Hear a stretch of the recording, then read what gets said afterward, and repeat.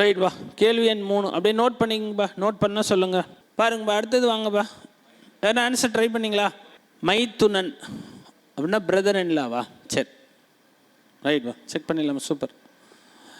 ஏவும் பியும் married couple, திருமணமான தம்பதிகள்லாம் எப்படி எழுதணும்? ஏ அண்ட் பி மேரிட் கப்புள்னால் நான் உங்களுக்கு சிம்பிள் கூட சொன்னேன். இப்படி எழுதுனா கொஞ்சம் ஞாபகம் வச்சுக்கலாம். ஓகே, இந்த சிம்பிள் போட்டால் மேரிட் கப்புள், திருமணமான தம்பதிகள். இல்லை யார் ஹஸ்பண்ட் யார் ஒய்ஃப் இன்னும் தெரியாது. அந்த கண்டிஷன் சொல்லியிருக்கானே, இது வேறு சொல்லலை.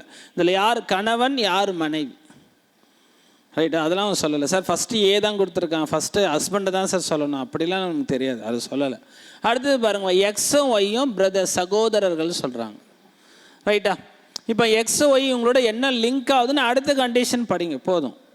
X is the brother of a. X என்பவர் ஏயின் சகோதரன்.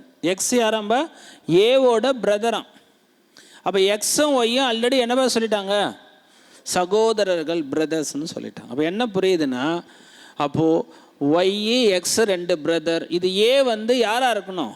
எக்ஸ் ஒய்யோட பிரதராகவும் இருக்கலாம். வேறு என்ன ரிலேஷன்ஷிப்பும் வாய்ப்பு இருக்குது? ஆணாக இருந்தால் பிரதர்பா, பெண்ணாக இருந்தால் என்ன சொல்ல போகிறீங்க?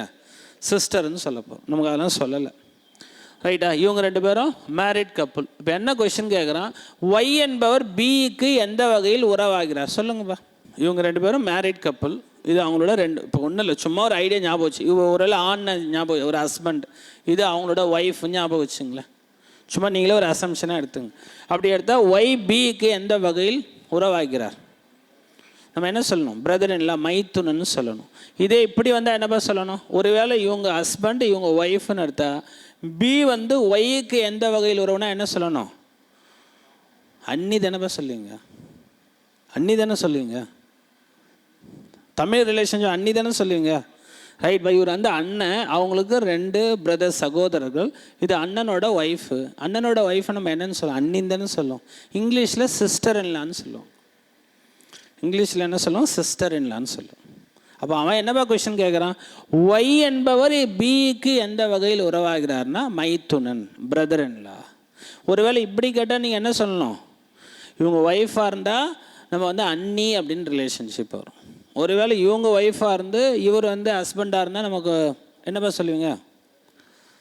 மாமன் அதானே சொல்லுவீங்க, மாப்பிள்ளை அப்படி தானே சொல்லுவீங்க. ஸோ அந்த மாதிரி ரிலேஷன்ஷிப் இருக்கும். அப்போ இந்த கொஷினோட ஆன்சர் பிரதர் இன்லா. ஒய் என்பவர் பியின் மைத்துனன் ஆவார். அவ்வளோதான், ரைட் பா. அடுத்தது பாருங்கப்பா, அப்படியே படிச்சுட்டே வாங்க. சகோதரன் சகோதரனா ஒரே லெவலில் போடுங்க. ஃபாதர் அண்ட் மதர்னா மேலே, கிராண்ட் ஃபாதர் கிராண்ட் மதர்னா அதுக்கு மேலே. அவ்வளோதான், இது தெரிஞ்சால் போதும். M is the brother of என்ன எப்படிப்பா எழுதணும்? எம் என்பவர் என்னின் சகோதரன், பிரதர். இதான் சொல்ல. எம் என்னோட பிரதர். இது முடிஞ்சுதா? ஓகே. ரெண்டாவது கண்டிஷன் பாருங்க. P is the brother of n. P என்னுடைய சகோதரன், ரைட்? அப்போ என் யாருப்பா? சகோதரனா சகோதரியா? இன்னும் சொல்லலை. அவன் சொல்கிறது எம்மை தான் சொல்கிறான். எம் என்னோட சகோதரன், பி என்னுடைய சகோதரன். இதான் அவன் கிளியராக சொன்னான். அடுத்து என்னப்பா சொல்கிறான்? M is the brother of D. M டியோட பிரதரம். இப்போ கூட சொல்லலை, டி பிரதரா சிஸ்டர்னு சொல்லலை. அவ்வளோதான், முடிஞ்சு போச்சுப்பா. மொத்தம் 4 பேர் அந்த ஃபேமிலியில் சொல்கிறாங்க. அப்போ அவங்களுக்குள்ள என்ன ரிலேஷன்ஷிப்பாக ஓகேங்களா இருந்திருக்கணும்? பிரதர் அண்ட் சிஸ்டர், இதுதான் வாய்ப்பு இருக்கும். இவங்க 2 பேரும் ஷூராக ஆண்கள், பிரதர்ஸ்ன்னு சொல்லிட்டாங்க. இவங்க என்னண்டியும் ஆனா பெண்ணான்னு சொல்லலை. அப்போ 2 வாய்ப்பு இருக்குது. அவங்க பிரதர்ன்னு சொல்லலாம், இல்லை சிஸ்டர்ன்னு சொல்லலாம்.